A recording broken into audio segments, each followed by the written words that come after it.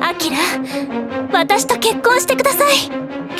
結婚? A boy wakes up from cold sleep into a ruined future, and the person who proposes to him is an android who looks exactly like his lost girlfriend. Here comes an original anime, Dusk Beyond the End of the World, animated by PA Works for their 25th anniversary slate, directed and written by Naokatsu Tsuda. The series will premiere on September 26, 2025, with an advanced episode 0 prologue, and will stream on High Dive outside Japan, with the actual full anime premiering on October 3rd, 2025.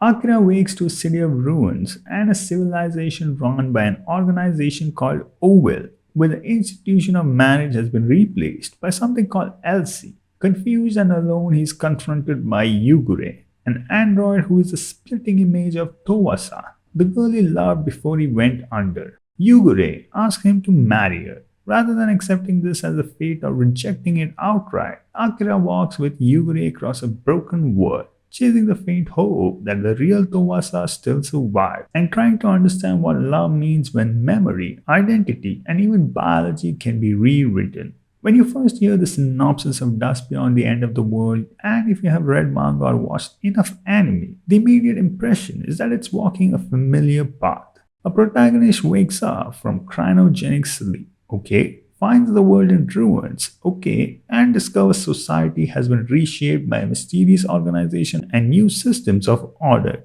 Yup. I have definitely read or seen something very similar, and the most recent being Rebuild World, with a very high level of resemblance. Others that come to mind are Ergo Proxy, Plastic Memories, or even the countless post-collapse isekai-like dramas that I don't bother to remember names of, but the point being, the bones of the story feel recognizable, which isn't really a good sign, especially considering this is supposed to be an original anime. The Oval organization as a governing force, and the LZ system as a replacement for marriage, at first read like surface level dystopian set dressing rather than a radical new concept, but let's dig deeper. The main intrigue the series is trying to deliver doesn't come from its world building alone, but from the personal story woven through it. Akira's relationship with Yugure, and my guess on what would happen after just seeing the trailer was pretty much spot on. I guess Towasa, Akira's girlfriend, to be someone related to the scientific field, and voila. According to her character profile, she is supposedly a genius scientist in the AI field. A perfect role in the current modern reality scenario, but a little too obvious, I would say, since now the mystery is non-existent, with the possible situations being Towasa transferring, reconstructing, or preserving her consciousness to Yugure. This could have been achieved by the ELSA system, which might not simply govern marriage, but encode people's relationships and memories into some kind of AI continuity, or through Oval scientific reach, for which Towasa was part of. But due to some conflict, had to create Yugure with the purpose of guiding Akira, or something along these lines. Now, what would be interesting is if Towasa was actually lost to war or to the decay of the world, and Yugure is somehow the leftovers of Towasa. If all of this is true, then the show's heart isn't so much about whether Akira will survive or overthrow Oval. It's about whether love can remain authentic when the person in front of you is not quite the one you remember, but also not a stranger, which is a classic theme and personally one I am not interested in, especially from an original. So, if the plot isn't a fresh concept, why should we care? This is where Dusk Beyond the End of the World has to rely on its execution, not its originality, which to me already seems to be compromised, but who knows?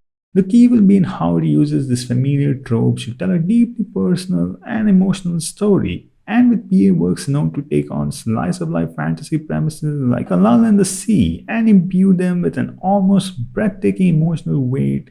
Dusk Beyond the End of the World might certainly be beyond our, or at least my, expectations.